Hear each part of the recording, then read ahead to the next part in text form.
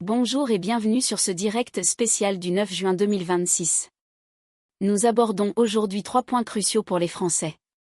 D'abord, la politique française, sous haute pression, avec une montée des cotes de confiance pour certains acteurs et une crise gouvernementale liée à la sécurité des enfants. Ensuite, un état des lieux de notre souveraineté nationale, avec des rapports détaillés sur le renseignement et les capacités de notre armée du génie.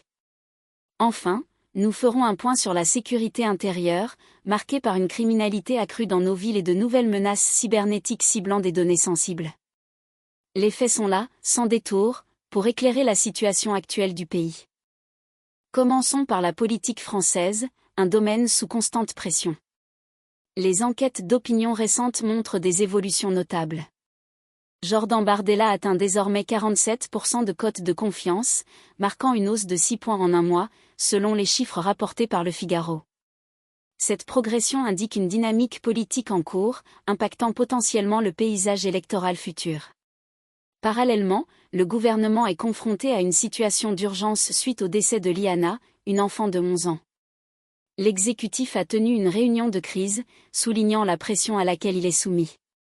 En réponse, le ministre de l'Intérieur, Gérald Darmanin, a demandé à tous les procureurs de la République de réexaminer 70 000 plaintes d'enfants avant le 14 juillet.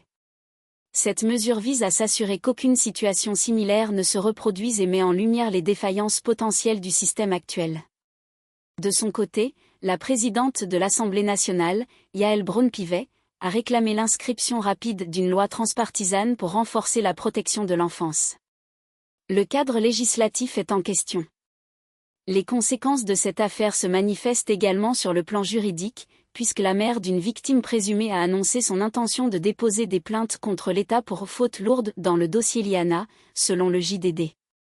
Cette action judiciaire pourrait avoir des répercussions significatives sur la responsabilité de l'État et le traitement des signalements. Comme l'a déclaré Karine Durieux-Diebolt, avocate spécialisée dans les droits des victimes, ce meurtre aurait certainement pu être évité. Au-delà de ces enjeux sécuritaires, le gouvernement a également lancé un plan national pour réduire de moitié les passages évitables aux urgences, dans le but d'optimiser le système de santé et d'améliorer l'accès aux soins pour les Français. La gestion de l'urgence et la confiance des citoyens envers les institutions restent au cœur des débats politiques actuels.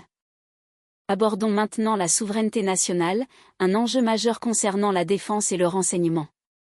Le rapport 2025 de la délégation parlementaire au renseignement, la DPR, souligne le rôle central de cette fonction pour l'autonomie stratégique du pays.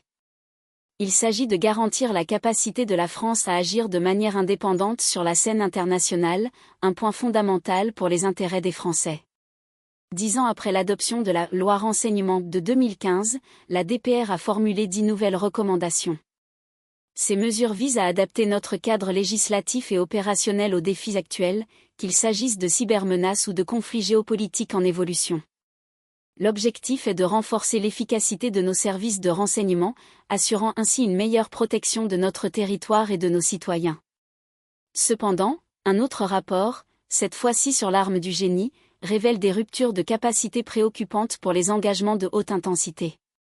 Ces lacunes sont d'autant plus critiques que le contexte international actuel, marqué par le retour d'une guerre de position comme en Ukraine, exige des moyens militaires robustes. Plus précisément, l'armée du génie manque d'équipements essentiels, notamment des moyens de franchissement, d'ouverture d'itinéraires et de déminage. Ces capacités sont fondamentales pour la mobilité et la protection des forces armées sur le terrain. La remontée en puissance de l'arme du génie est donc jugée essentielle pour faire face aux exigences des conflits modernes. Pour les Français, ces constats signifient que la capacité de la France à défendre ses intérêts, à participer à des opérations extérieures et à protéger son territoire dépend directement de la modernisation et du renforcement de ses outils militaires et de renseignement.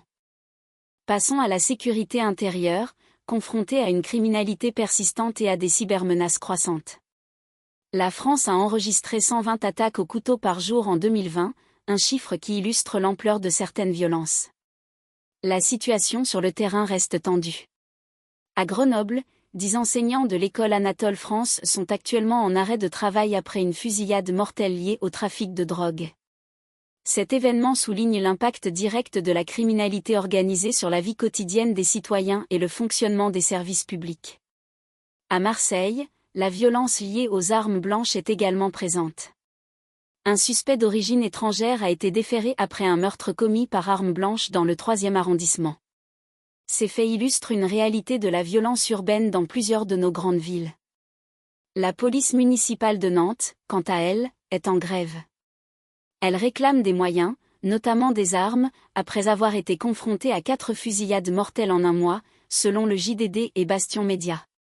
Cette situation met en lumière les risques auxquels sont exposées les forces de l'ordre et la nécessité de renforcer leur équipement pour garantir leur sécurité et leur efficacité. En parallèle, les cybermenaces représentent un nouveau front pour la sécurité du pays. La messagerie gouvernementale Tchap a subi une cyberattaque. Cet incident a entraîné l'exposition de 643 000 messages appartenant à 73 000 agents de l'État, comme l'ont rapporté Le Figaro et French Breach. La fuite de données gouvernementales pose des questions sérieuses sur la confidentialité des informations et la vulnérabilité de nos infrastructures numériques. L'enseigne au Vieux Campeur a également été victime d'une cyberattaque, et une enquête est en cours concernant une potentielle fuite de données de ses clients, selon French Breach et Seb Latombe. Ces attaques illustrent l'exposition des entreprises et des citoyens aux risques numériques.